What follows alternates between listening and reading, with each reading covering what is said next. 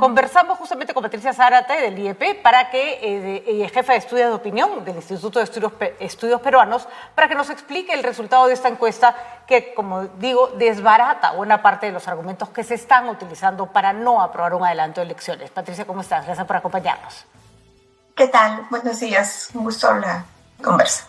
Bueno, Patricia, lo primero que tendríamos que notar es que la popularidad de la señora Boluarte cae más y no cae poco en este espacio de tiempo, corrígeme, entre la última encuesta y esta, ¿no? Sí, o sea, pasa de 71 a 76 y es en 2 semanas, nada más, ni siquiera ha pasado un mes. Ahora, por pocos decimales, no es estadísticamente significativo la disminución, pero también eso a veces tiene que ver con la muestra, ¿no? Tampoco es una muestra tan grande, entonces los margen de error es más amplio.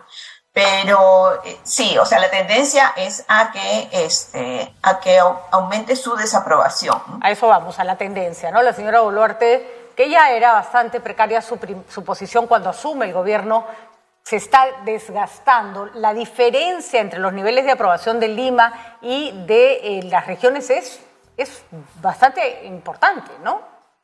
Sí, era importante, pero en todo sitio, digamos, la desaprobación es alta, ¿no? Hay un tema que yo recuerdo que lo puse en Twitter por cuando pasó lo de San Marcos, pensando en los jóvenes, de que con esta medida ella iba a conseguir que los jóvenes la desaprobaran más, ¿no? Y eso ha pasado, o sea, los jóvenes de 18 a 24 son los que mueven mucho esa subida en la desaprobación, ¿no? Aumenta bastante. Era un grupo que todavía no tenía muy definido, o sea, cuando uno hablaba de aprobación, desaprobación, tenía un alto porcentaje de no sabe, no precisa, pero eso ha cambiado en esta última medición, ¿no? Ese porcentaje, había un 12% de jóvenes que no precisaban su respuesta, eso ha bajado a 4%, y la desaprobación pasó de 72% a 85% en este grupo, que es un aumento bien amplio, y en el grupo de 25 a 39 pasó de 78 a 82, que es mucho menos porque ya la tenían más desaprobada, pero claro. A lo que voy es que ya la gente se ha ido definiendo al ver lo que está sucediendo, ¿no? Interesante, ¿no? Como probablemente porque las marchas están protagonizadas por gente joven, ¿no es cierto? Y como tú bien señalas, medidas como las de San Marcos generan, y el joven en general, Patricia, corrígeme si me equivoco, tiene como mucho más presente su derecho a la protesta, ¿no? Exacto, exacto. Y además han visto cómo jóvenes que protestaban pacíficamente, que es lo que hacen la mayoría de los jóvenes, o sea, los jóvenes universitarios, no sé, tú has estado en protesta, yo también creo, en esas épocas uno protesta sin piedras ni palos, caminando nada más, y los han gaseado, ¿no? Entonces creo que eso es algo que también impacta mucho, ¿no? Así es, y eso claramente genera un descontento que se está traduciendo en las encuestas, y entonces hay una diferencia etaria importante y hay una diferencia que, como bien señalas, ya se había notado en las encuestas anteriores entre Lima y regiones, con una constancia muy, muy seria. Ahora, Patricia, obviamente esto jala que la desaprobación del premier Otárola y la desaprobación del presidente del Congreso también van a sufrir estragos. Es curioso cómo la desaprobación de Otárola no es tan alta como la de Boluarte. Es muy, muy alta, pero no tanto. Lo que quiere decir que a quien se le considera responsable probablemente de lo que está pasando es a ella, ¿no? Sí, es a Boluarte. Yo creo que se ha concentrado porque ella es la que ejemplifica, sobre todo para los votantes de Castillo, es quien resume la traición, ¿no? Y es al haber asumido la presidencia ella, sin haber hecho ese gobierno de transición, queriéndose quedar, creo que ahí está muy metido el tema de la desaprobación con respecto a Boluarte, ¿no? Pasemos a la aprobación del Congreso. 89% desaprueba la labor del Congreso, solo un 7% está de acuerdo con cómo el Congreso está actuando. Es curioso que un espacio, una institución con tan poca legitimidad y aprobación sea la que tenga que decidir lo que va a pasar las próximas semanas o meses en el país, ¿no? Sí, y esa desaprobación está prácticamente dentro del margen de error en la macrozona sur, ¿no? Que es 3%. O sea, ahí es ya es muy alta la desaprobación que tiene el Congreso, y como tú dices, lamentablemente está en sus manos, y por lo visto creo que ninguno de los que hemos escuchado ayer, algunos congresistas, o hemos visto la votación el viernes, creemos que hoy día recapaciten, ¿no? Lamentablemente. Claramente la población no está esperando nada del Congreso. Un Congreso con tanta desaprobación es claramente un Congreso al que ni siquiera le vas a pedir cosas. El adelanto de elecciones, ya sea para abril del 2024 o para septiembre del 2023, es un pedido mayoritario, ¿no?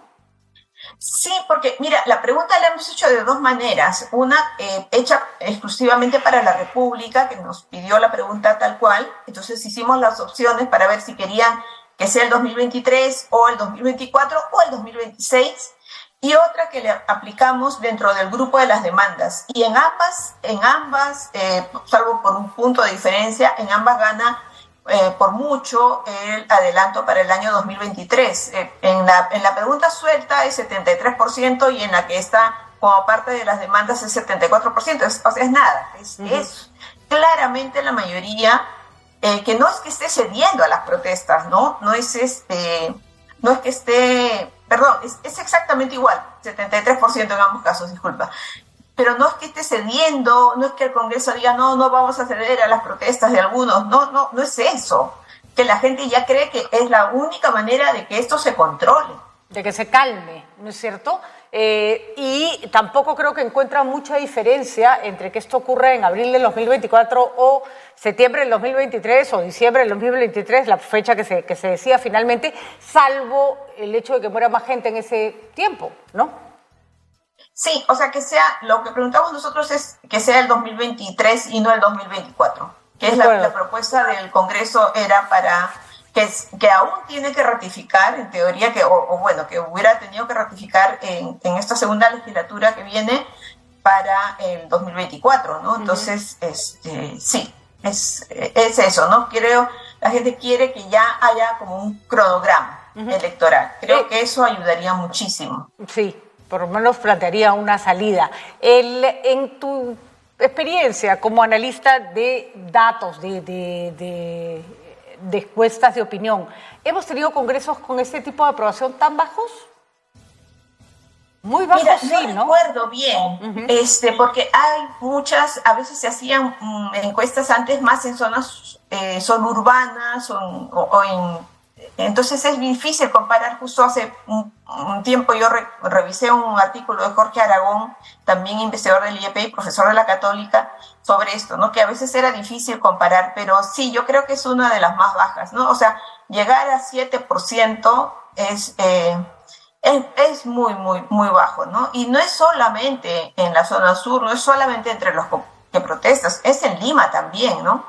Así es. Es en Lima, incluso entre quienes no quieren nada que ver con las protestas, incluso entre ellos también es alto. Mucha gente que no piensa salir a las calles, incluso mucha gente que no está ni remotamente a favor de la gente que protesta, quiere que las elecciones se adelanten, ¿no?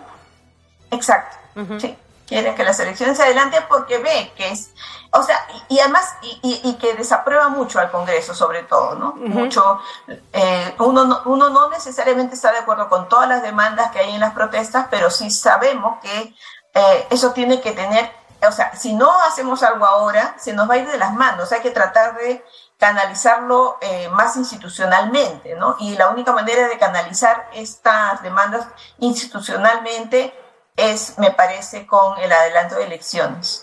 Esa es una... ¿Crees? Hay uno de los riesgos que se me ocurre que puede ocurrir con un gobierno, con un Congreso tan desprestigiado, además sin ninguna posibilidad de que los que estén ahí se reelijan, y es que les importa un pepino, claramente les importa un pepino su desaprobación. No han actuado en ningún caso en consecuencia con este rechazo ciudadano, ¿no? No les importa, y lamentablemente ahí siempre los extremos se juntan, ¿no? Los extremos que han entrampado esto por la Asamblea Constituyente y los otros por sus reformas políticas, ¿no? Entonces, creo que ahí lamentablemente terminan siendo lo mismo, ¿no? Terminan siendo lo mismo los dos de espaldas a la población y sobre todo de espaldas al país, ¿no? Entonces creo al futuro del país. creo que lo más claro que ha habido en todo este tiempo y esta última semana es lo de la Defensoría del Pueblo, ¿no? Creo que es un mensaje con el que muchos estamos de acuerdo, ¿no? El que les llama la atención a ambos poderes del Estado para decirles, bueno, o sea, la única manera de no perder más vidas es que arreglen esto de una vez, ¿no? Y creo que eso es lo importante. Hay un dato que no ha salido ayer y que lo ha publicado hoy día La República, si no me equivoco, que es y que creo que también es importante, que es lo de la cobertura de la prensa, ¿no? Sobre las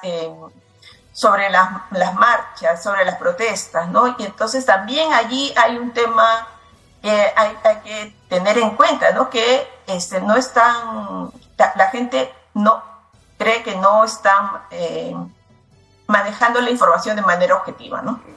Bueno, ese es ¿qué podemos decir, Patricia? ¿Qué podemos decir, no? No es fácil, hay que decirlo, mantener distancia con respecto a un hecho tan complejo que a todos nos revienta en la cara. Ni siquiera está mal tener una posición, lo que no se puede hacer es mentir. Y uno puede exponer los hechos y decir, considero que la verdad la protesta se excedió y por lo tanto la policía no tuvo otra alternativa, o uno puede mirar las cosas de acuerdo con una mirada más de acuerdo a ley y de acuerdo a lo que una sociedad exige y decir la policía no puede actuar así bajo ninguna circunstancia. Lo que no se puede hacer es esconder lo que ocurre, no se puede tergiversar lo que ocurre. La gente creo que hace rato se dio cuenta que eso no es lo que quiere, ¿no? Sí, pero es bien importante porque es eso de que, y además atraviesa a todos, no hay como te digo, no hay zona donde sea mayor o menor, ¿no? En Lima, en las macrozonas, en todo es uniforme. El hecho de que la mayoría, a nivel global es 6 de cada 10, ¿no? Que piensan que es una prensa parcializada y solo 26% que transmite las cosas de manera objetiva. Entonces, eso creo que es bien importante para llamar la atención. Es cierto que a veces uno... o sea, todos tenemos una tendencia, ¿no? La cuestión es tratar de discutirlo en otros espacios y tratar de dar la información de la manera más pulcra posible, ¿no? Pero en este caso creo que la idea es, o la crítica va más a los medios de comunicación nacional, tradicionales, ¿no? Claramente. Muchísimas gracias, Patricia. Seguiremos. ¿Van a salir más datos de la encuesta en estos días en La República? ¿Se van a seguir publicando? No. ¿Ya publicaron todo lo que tenían, digamos? Ya está publicado todo. De acuerdo, muy bien. Muchísimas gracias, Patricia, por haber estado con nosotros. Muy buenos días. Gracias a ti. Si quieren revisar entonces los resultados de la encuesta del IEP, ha salido una parte ayer en el Diario de la República, hoy día se concreta y bueno, hay que darle una mirada a estos números.